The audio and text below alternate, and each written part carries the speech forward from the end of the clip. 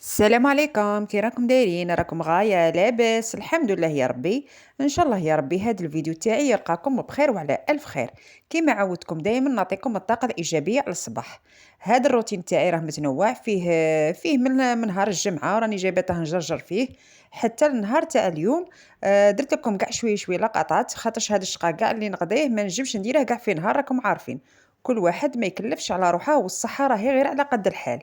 المهم تكونوا بخير. نرحب بالمشتركات الجدد تاوعي اللي دخلوا جدد عندي في القناه، والمشتركات تاوعي القدم تاني اللي راهم يكتبوا لي في لي كومونتير دائما، راكم فرحيني وشكرا لكم على التدعيم اللي راكم تدعموا فيا في القناه تاعي. وتاني نرحب بالمشتركات الجدد اللي دخلوا القناه ونقول لهم تفضلوا معنا في القناه تاعي، قناه ندوش الجزائريه. نشوفوا ان شاء الله يا ربي جديد ونتقدموا الى الامام، وان شاء الله تكبر العائله تاعنا وتتطور القناه تاعنا. كيما راكم تشوفوا راني بديت بروتين صباحي تاع ككل مرأة جزائرية تبدا على الشقة، عفوا تبدا على القضيان. راكم عارفين بديت بهذا الدجاجة، شريته رخيص شوية، راه شوية رخيص الحمد لله يا ربي. الوغ الواحد يبروفيتي من تكون الحاجه رخيصه، يبروفيتي يشريها خاطرش راه خطره تغلى خطره ترخص. بديت كما عارفين الدجاجه راني نقي فيها، حليتها راني قطعتها، راني نوري لبنياتي والخواتاتي الجدد الصغارات اللي ما يعرفوش، العرايس الجدد اللي ما يعرفوش تاني. لو كان طيح في يديهم كيما هكا دجاجه باش يقطعوها ويدسوها في الكونجيلاتير. كاينه هنايا فكره نعطيها لكم، شفتوا هنايا عند العنق تاع الدجاجه كيما راكم تشوفوا فيا راني نجبد، كاين فضلات هنايا اعزكم الله. نتوما من تجيبوا هكا الدجاج ماشي تقولوا قلعنا غير الاحشاء تاعه، سي بون راه نقي، تنسوا تقلعوا هذاك الصدر وتكون فيه هذيك الفضلات اللي شفتوا في العنق كيما شفتوني قلعتها، وطيبوها. وكم عارفين تصرى الكارثه، قادرة هاد العفسة تسبب في مشاكل عائلية. إن شاء الله يا ربي تكونوا فهمتوني، والحمد لله يا ربي الوحدة راهي تتعلم، أنا نتعلم من عندكم وانتم تتعلموا من عندي، والواحد تاني راه يتعلم، راه كاين هاد اليوتيوب رانا نتعلموا منه كل شيء. وإن شاء الله يا ربي الفكرة توصل للجميع، وما تنساوليش حتى الانجام باش الفيديو تاعي يتبارطاجا ويوصل للفئة أخرى باش يستفادوا منها وتكون في ميزان حسناتكم. كما راكم تشوفوا درت له الماء هنايا، تغسليه وتعاودي سورتو ديروا الخل بزاف، راكم عارفين باش تروحوا الريحه تاع الدجاج. ويبقى نقي. هنايا تقطعيه على الاقسام اللي راكي باغيتها نتيا، ولا على القطع اللي راكي باغيتها نتيا، على حسب الاحجام، على حسب الافراد تاع العائله، وديريه في ساشيات وديريه في كونجيلاتير. كي تسحقي كي من هكا ما يبقاش كل خطره الوحده تخرج تشري غير بالطرف وتبدي تستعملي فيه، وكل خطره كي من هكا والوحده تعرف كي تدبر العائله تاعها، وكي تعرف تدبر تاني الميزانيه تاعها. وانتوما تبان لي بلي راكم ساجين وشاطرات، وان شاء الله يا ربي يعطيكم الصحه والقدره على تحمل المسؤوليه، والوحده تعرف كي تسلك راسها باش ما توقعش في المشاكل. غادي نحكي لكم على واحد القصه تاع واحد الحصان.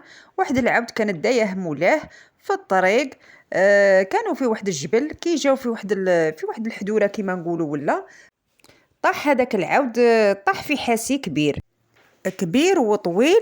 والمشكله هذاك الحاسي ما فيهش الماء، صافي راه ناشف من التحت.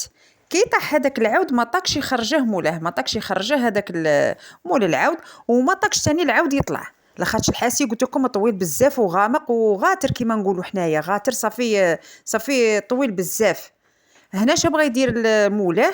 قال انا راني كبير وما نجمش نجبد هذا العود، الا قلي نتخلص منه نهائي، لاخاطش لو كان نجبده غادي يكلفني الكثير قد ما نشري وخد اخر، ربما زعما كينا يخلص وقت اخرين باش يخرجوا له ويجيبوا الالات ويجيبوا صوالح ولا مش عارفه اش يجيبوا باش يخرجوه، ما قدش. قال هنايا غادي نتخلص منه، انا شندير؟ انا نردم هذا الحاسين، نردمه بالتراب، بالحاجه اللي كاينه في الطريق نردمه، المهم نتخلص من هذا العود، وزيد تاني نتخلصوا من هذا الحاسي نبلعوه. راح قال لاصحاب القريه هذيك اللي كان فايت عليها، قال لهم روحوا عاونوني. مين راحوا عنده قال لهم باللي لقنا نردموا هذا الحاسي، لاخاطش راه فيه عود راه طاح وما طقناش نخرجوه، هي انا نتهنى من هذا العود تاعي ونزيد نتهنوا من الحاسي. قعدوا يجيبوا هذوك اصحاب القريه يجيبوا في التراب، كل ما يقيسوا تراب على هذاك العود. شوفوا الفكره اللي عطاها لهذاك العود كيفاش يدير، كل ما يهود عليه التراب، يطلع فوق هذاك التراب كي شغل يديره كي ركيزه ويطلع عليه. كل ما يزيدوا يقيسوا عليه التراب يزيد يطلع شويه، كل ما يزيدوا عليه التراب يزيد يديره ركيزه على جهه ويطلع عليه حتى ولا الفوق، حتى وصل سبحان الله العظيم وصل للارض الفوق. نخلعوا فيه السكان كيفاش هما كانوا يقيسوا عليه في التراب باش يموت وباش يردموه، وهو ولا يستعمل هذاك التراب كي شغل كي ركيزه كي الدرجه ويطلع عليها حتى اللي وصل للفوق فوق الارض. هنايا شوفوا هذاك العود صبر وربي تاني سلكه ودار الثقه في ربي، وما يأسش من هذيك الطيحه اللي طايحه حتى قطع لياس من الموت تاعه. شوفوا ربي يرسل له هذوك الناس ولاو يقيسوا عليه في التراب، والتراب ولا يديره درجات باش يطلع ووصل للفوق، والحمد لله يا ربي. والواحد ماشي اي مشكله تجيه في طريقه تحبس له تحبس له المشوار تاعه ولا المشروع تاعه ولا لا. واحد دائما يدير الثقه في ربي. هذا ما بغيت نقول لكم. كيما هنايا راكم تشوفوا فيا راني شرط في الزيتون. هذا الزيتون طاطاه لي واحد الحبيبه، ربي يحفظها وربي يكثر من تالها ويعطيها صحتها، ريتاج واريج. نشكرها بزاف على هذه الكميه اللي عطاتها لي تاع الزيتون.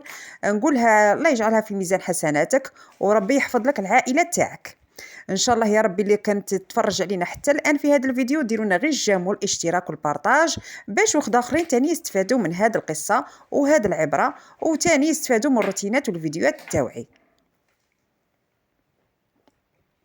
هنايا راني شرطته وكملته، بيت تهليله كامله في الماء، وكل خطره نبداو نبدلوا له تاني في الماء تاعه، معناتها يوميا وحنا نبدلوا في الماء حتى تروح هذيك المروريه، ومن بعد نديروا له الملح ونديروا له الصوالح اللي بداو يطيبوا فيهم.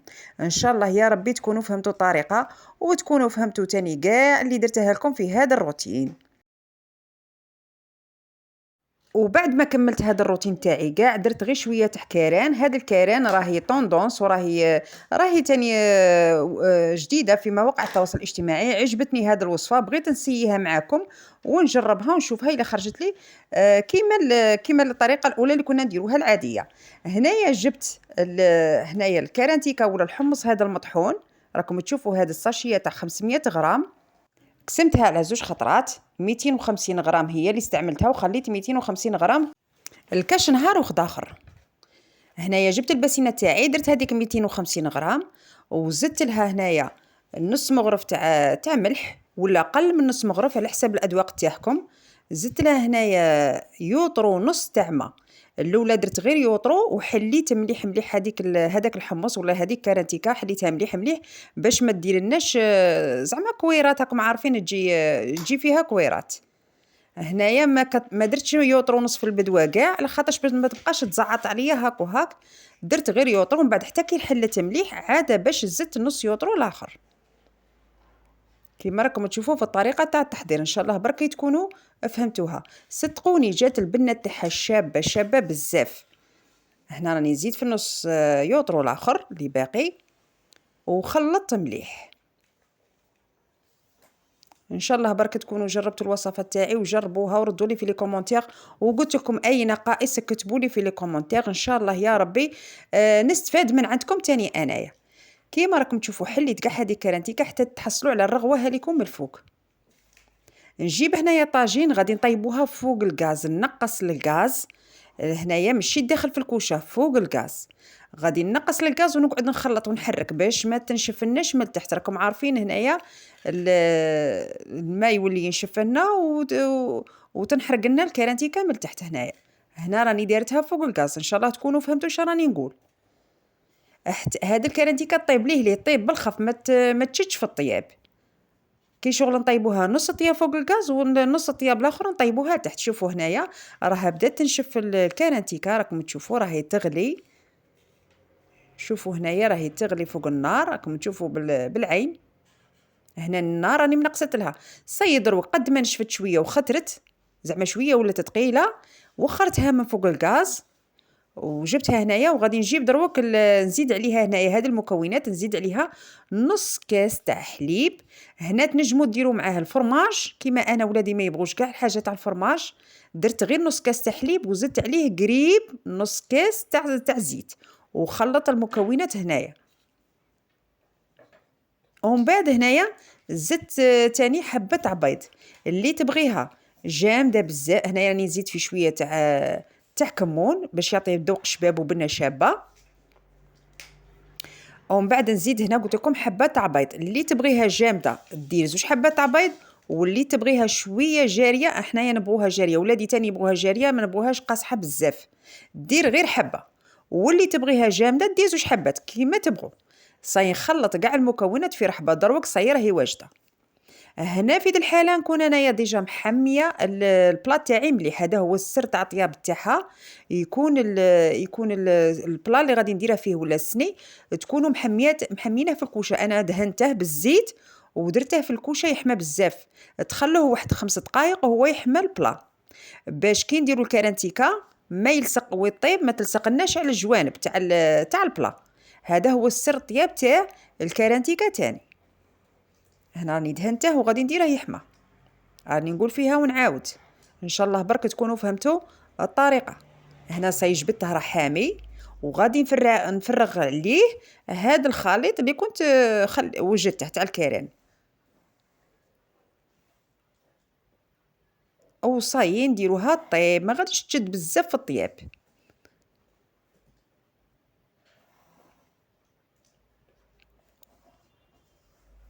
واللي راكم تتفرجوا عليا لحد الان خواتاتي، ديرونا الجيم، ديرونا الاشتراك، ديرونا البارطاج باش يستفادوا اخرين.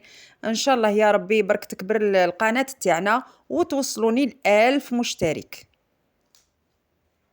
هاهي الكرانتيكا تاعنا راهي واجده، شوفوا كي طابت من الفوق، راهي طابت علامه، والبنه تاعها هايله تقريبا كيفها كلي الكرانتيكا العاديه. هنايا برك بنه، زادت بنه عليها، زدنا الحليب، واللي تبغي تزيد الفرماج تاني تزيد الفرماج، نتوما والاختيار لكم. ان شاء الله يا رب يكون عجبكم الفيديو. شهيه طيبه وبصحتكم وبصحتكم، والسلام.